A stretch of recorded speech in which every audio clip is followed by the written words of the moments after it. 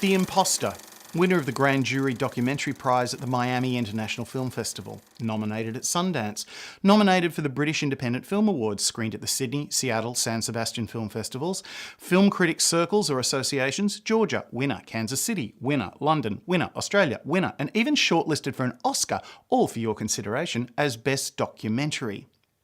Might the film have done even better in the Best Drama category? After all, what you end up seeing on screen, and certainly all the memorable visuals, are completely staged.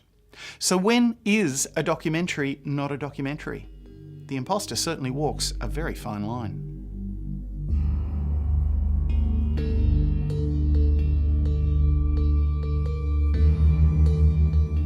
This is edge of your seat stuff, and I confess when I first saw this film, I just couldn't hit the pause button. I wouldn't hit the pause button. I had to know what happened next.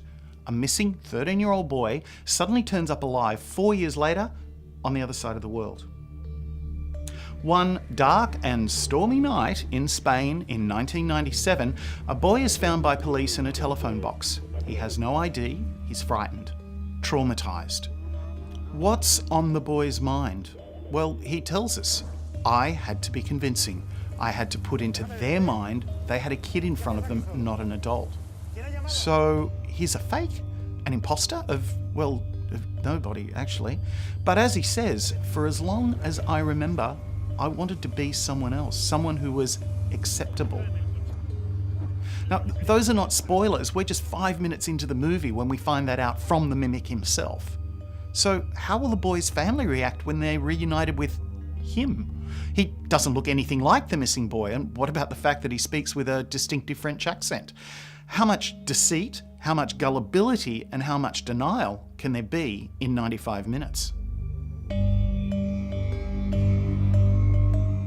The film is ultimately about how 23-year-old Frédéric Bourdin fooled police, child agency workers, court officials, and most of the family of the missing boy into believing that he was 17-year-old Nicholas Barclay from Austin, Texas. You think, what? How could he get away with it? Skill, luck, and an exploitation of a deep human condition. People want to believe.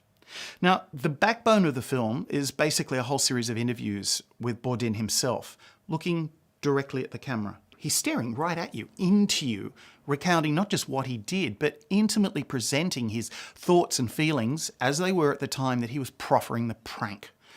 It's an amazing portrait of a person who is, considering what he gets away with, possibly the finest actor in the world.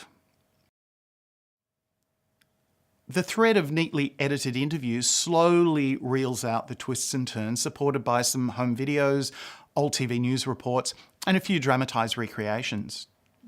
Okay, let's be honest here. It's sometimes scene after scene after scene of dramatised recreation. Art directed, illuminated, photographed, edited, underscored, sound mixed, and with as much care and detail as any costume drama. Are we watching a documentary? Or excerpts from CSI Austin intercut with a documentary?